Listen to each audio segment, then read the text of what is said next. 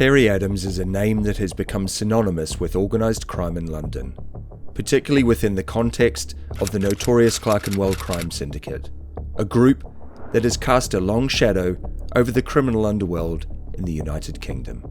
To understand Terry Adams' role and influence, it is essential to examine the broader family dynamics of the Adams clan, their rise to prominence, and their involvement in a series of illicit activities that have had a lasting impact on British organised crime.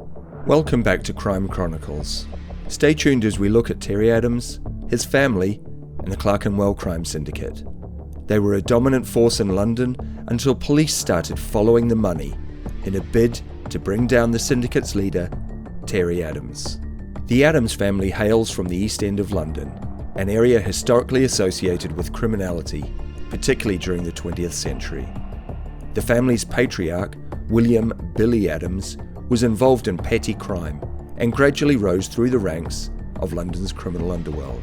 Billy Adams was a prominent figure in the local crime scene, but his sons, Terry, and his brothers would go on to become the most notable members of the family. The Adams family's rise to power in the 1980s and 1990s coincided with significant changes in the British criminal underworld, where the old-school gangs that had once dominated the East End, like the Krays and the Richardsons, were being replaced by newer, more flexible organisations. These organisations were often more businesslike and involved in a broader range of criminal activities, from drug trafficking to money laundering. The Clerkenwell Crime Syndicate, with Terry Adams at its helm, emerged as one of the key players in this new era and would eventually grow into a major player in London's underworld. While Terry Adams became the public face of the syndicate, his brothers, Patrick and Charles, also played important roles, managing various aspects of the organisation's operations. Terry Adams was not an obvious figurehead of the Clerkenwell Crime Syndicate, in the same way that some other notorious criminals were known for their violent behaviour or public personas. Instead, Terry built his reputation through a combination of intelligence, strategic planning, and a careful approach to crime. He was known for being discreet and avoiding the media spotlight, preferring to operate from the shadows, which made him a far more elusive figure than many of his criminal contemporaries.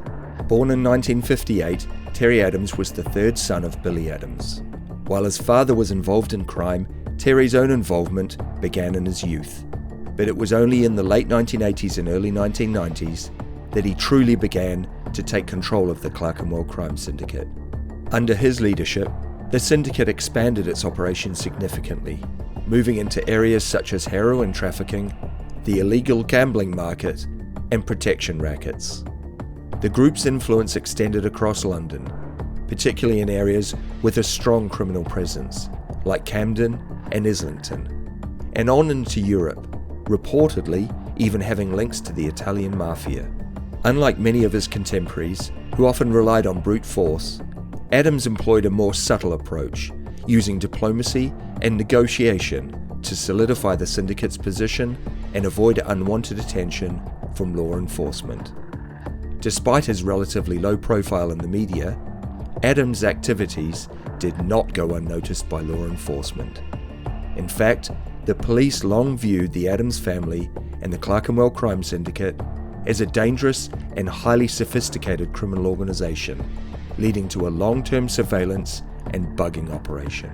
It is believed that the syndicate's activities generated millions of pounds annually, and it was tracing this money that would lead to the downfall of Terry Adams. One of the group's most lucrative and enduring criminal enterprises was its involvement in drug trafficking. The syndicate was particularly active in the heroin trade, bringing large quantities of the drug into the UK from Asia. Heroin, as well as cocaine and cannabis, was distributed throughout London and other parts of the UK, fueling the addiction crisis that would become a significant social issue in the 1990s and early 2000s. Beyond drugs, the Clerkenwell Crime Syndicate was also deeply involved in the world of illegal gambling.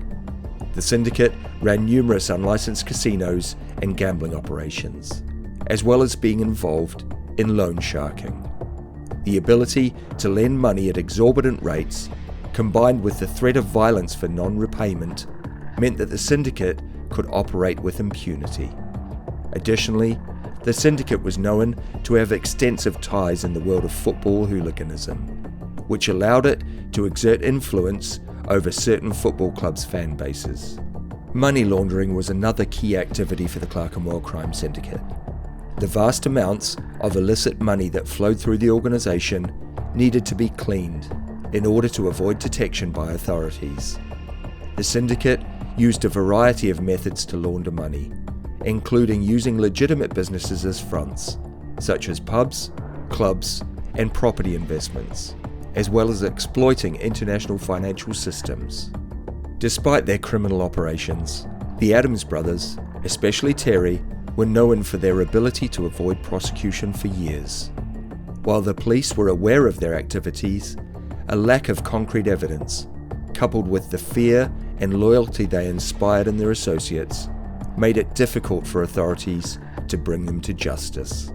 This would change in April of 2003, when Terry was arrested after detectives found art and antiques in his house which were valued at £500,000. They also found £59,000 in cash and jewellery worth more than £40,000. His conviction was the result of a lengthy investigation that focused on his involvement in laundering large sums of illicit money through a series of legitimate businesses and offering a range of fake occupations to account for his vast wealth.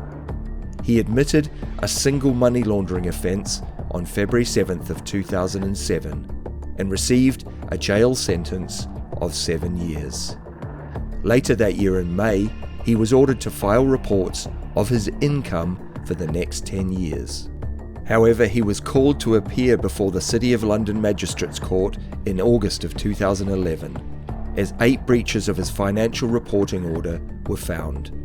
On May 18th of 2007, Adams was ordered to pay a whopping £4.8 million in legal fees to 3 law firms who previously represented him through the UK's free legal aid scheme.